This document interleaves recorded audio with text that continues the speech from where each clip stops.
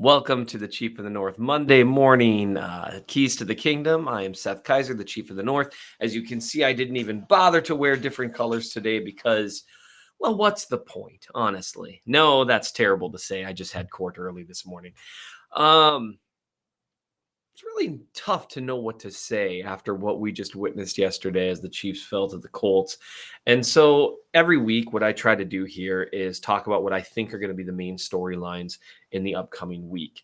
And I'm going to do that today while also talking just a little bit about the game yesterday. It's a fascinating thing. So keep in mind, we're going to be doing some mailbag questions on Thursday. Keep an eye out for the tweet Wednesday asking for it. I'm going to try to figure out a way to do it. I'm actually going to be out of town at a continuing legal education thing with Mrs. Minnesota Chiefs fan, but we'll figure out a way to keep it going. Either that or I'll drop it on Ryan at the last minute. It's hard to say. It's hard to say what we might do. Similarly, it's hard to say what the Chiefs might do week to week. Dropping a game to the Colts that was not only winnable, but actually shocking that they didn't win for a number of reasons. I wrote yesterday immediately following the game, and you can check it out if you want at bit.ly/Seth really hates money.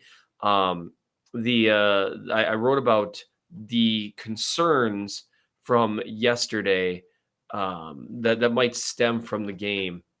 And as you see, the title of the article is "No Words But Gross." And what I essentially did is I wrote about the various things that went wrong in that game, and whether or not I view them as long-term concerns or whether or not they are more single-game flukes. I figured I'd stop right here and let you all observe just how likely it was the Chiefs would win this game until suddenly they just decided not to. It was actually kind of a shocking thing, the number of ways that the Chiefs tried to lose that game. And so what I think I'm going to do here is I'm going to talk just a little bit about what I wrote about. Again, you can find it at minnesotachiefsfan.substack.com or bit.ly/Seth really hates money. Hat tip to Briscoe as always. So I'm going to go through those things, but first I'm just going to note something. The number of things that had to go wrong for the Chiefs to lose that game are genuinely astonishing. You needed for there to be a muffed punt that was recovered by Indy inside the 5, because honestly, for most of the day, that was the only way they were scoring points by and large. You needed for them to have another misplayed punt. Sky Moore had a tough day. Honestly, he wasn't a punt returner in college. Trying to force him into the mix at punt returner rather than just getting him involved in the offense, it's frustrating to me because it feels like it's throwing him in an area that he hasn't shown he can thrive, while not throwing him in the area that he at least looked in preseason like he could thrive. But what do I know? That had to occur for the Chiefs to start off at the 1 to completely derail their second drive. They remember their first drive didn't exist because of the muff punt. The second drive, they start off at the 1, which can be overcome. It was not in this case. You had a missed field goal, a missed extra point, a failed fake that was borderline inexplicable. And as someone pointed out to me, this was before the missed field goal. So it's not like one can justify it saying, oh, they thought they would miss the field goal. And maybe they did. Though I would question why you went out and bothered to fill a roster spot with a kicker if you are that unsure about field goals, maybe, the extra points and that kind of thing. I get it, but just go for 2. I mean, that honestly, just go for it, go for 2 or punt it if you're going to have that little faith in your kicker. Be that as it may, it's worth noting they lost by 3, a missed field goal and a missed extra point. That's 4 points. The failed fake, whether they make that field goal or not, who's to say? Let's say there's a 50-50 chance he makes that field goal. There's a 1.5. We'll call it that. That's not the way this works, but we'll call it that. So now you have 5.5 points in a game they lost by 3.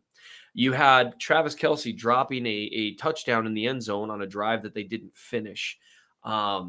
Okay, maybe they would have missed the extra point. So there's 6 points off the board. So now we're at 11.5 points if you don't include an extra point. For me, a lot of you are probably still pretty angry. I've reached the point, and this is what happens when you have an opportunity to write about something right afterwards, and you're just feeling, "Ugh," and then you put all the issues out on the table, just one after another, after another, after another, that are concerning for the long term, ones that you think were a little more fluky. And upon rewatching the game, and you see how much of it was fluky, you tend to breathe a little easier while still being very, very, very concerned. So if it seems like I'm a little more peppy about the whole thing today, well, that's partly why, because I had to rewatch. I had to really sit back and ask myself, what's long term? What was a fluke?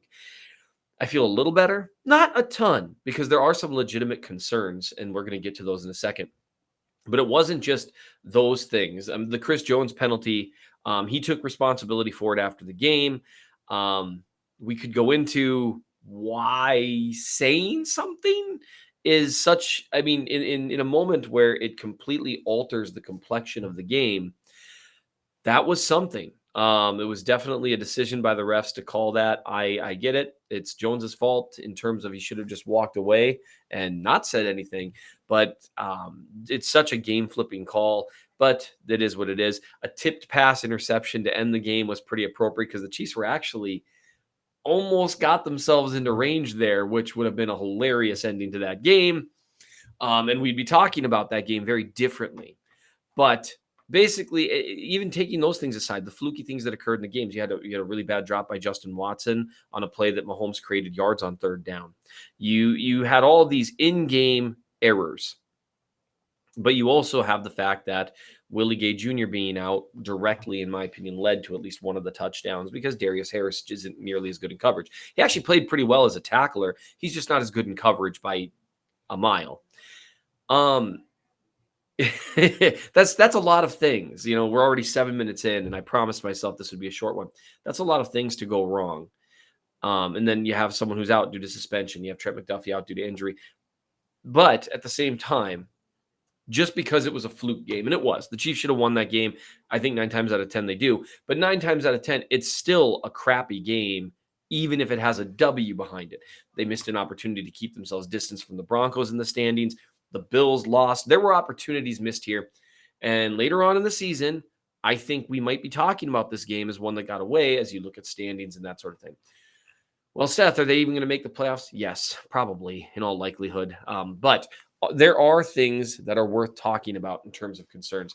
And so I'm just going to roll through those things. The topics of conversation this week, for me, starts with the offensive line. I'm going to be looking at Orlando Brown snaps in particular, or maybe just the offensive line in general to see what happened. The Colts have a better defensive line than they get credit for, but it's not the first game or even the second game that Mahomes has been hit quite a bit. He got hit a fair amount against the Cardinals too, and that's at least worth keeping an eye on.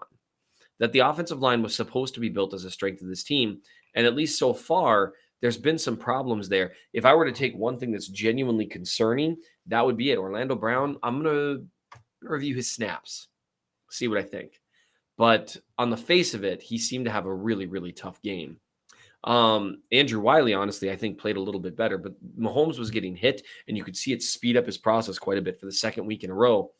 And against the Chargers, okay, they got home with some blitzes. That's unusual, and they've got Bosa and Mack. Fair enough. Then you see it happen a second week in a row. Now, that's legitimately concerning. The second thing that I think is also concerning is who is going to step up at wide receiver, and not just for general statistics, but in the gotta have it moments when the offense isn't working, things aren't really flowing right. Who is going to make plays? We know Travis Kelce will.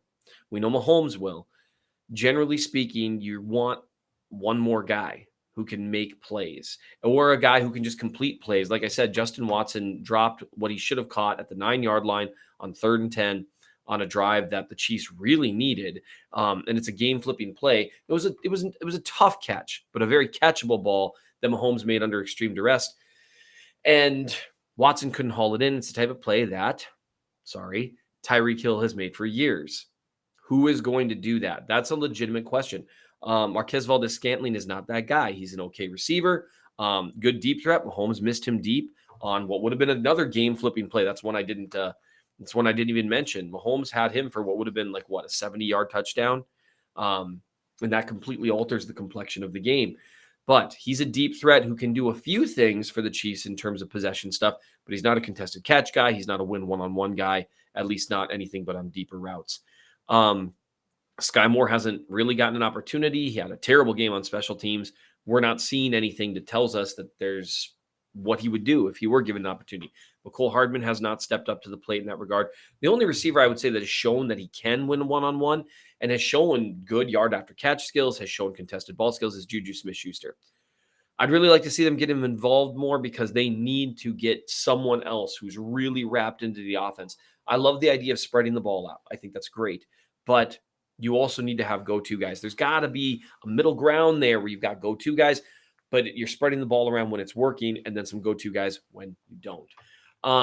The special teams collapse, I'm not freaking out about that. Generally speaking, by the end of the year, the Chiefs always have a good special teams group. They got to figure that out. That was the worst special teams performance I've ever seen. And that's saying something. It was genuinely horrific. It was game alteringly horrific. If the special teams is even average, Chiefs probably win that by at least a touchdown. So that's awful. Genuinely horrendously awful. That said, the Chiefs have shown that their special teams overall is going to be they're always a well above average group, usually a top unit by the end of the year. I'm guessing they'll at least get to average-ish. So, I mean, those were the big concerns that maybe would come from the game. The defense played well overall against a pretty mediocre offense, but they shut down Jonathan Taylor. They showed some really good blitz looks. They did a nice job overall, and Mahomes even commented on this after the game that the defense did enough to win. The Jones penalty, when you take that into the context of maybe other things that appear to be at least a little bit in terms of team discipline issues, that's something to at least keep an eye out. Andy Reid tells guys to be themselves, let their personality show and all that. Occasionally there are questions about with players, coaches, whether or not you're going to see quite enough team discipline. We'll see moving forward because it's not just, trash talk. I don't think Jones anticipated that would be a penalty. And it was a terrible penalty, a game altering one. But there's also, when you want to make sure that you're not seeing some blips in the rest of the team that's at least a little bit indicative of discipline. And you saw a few of those things in terms of timing with the offense, in terms of tackling with the defense. Those are at least things to keep an eye on. We'll see. Mahomes and Kelce have already, been public saying all the right things. The team has had games like this before. We'll know a lot more about the Chiefs here over the next few weeks. They play the Bucs, Raiders, Bills. What they are after that, it's not going to be determinative of the rest of their season, but it's going to tell us a lot more about, was this game a complete, total fluke that they were incredibly unlucky to not win? Or is this more reflective of who they are this year, at least early on, as they're trying to get that offense figured out? The offense overall, I'm not panicking. Last year taught me something. Keep in mind, the Chiefs did go through some worse spurts offensively last year. And that was with Tyreek Hill as they tried to kind of get things smoothed out and figured out. And they did. So we'll kind of see where things go from here. Those are some of the bigger stories that I'm looking at. I want to look at the offensive lines film to kind of see what went wrong there.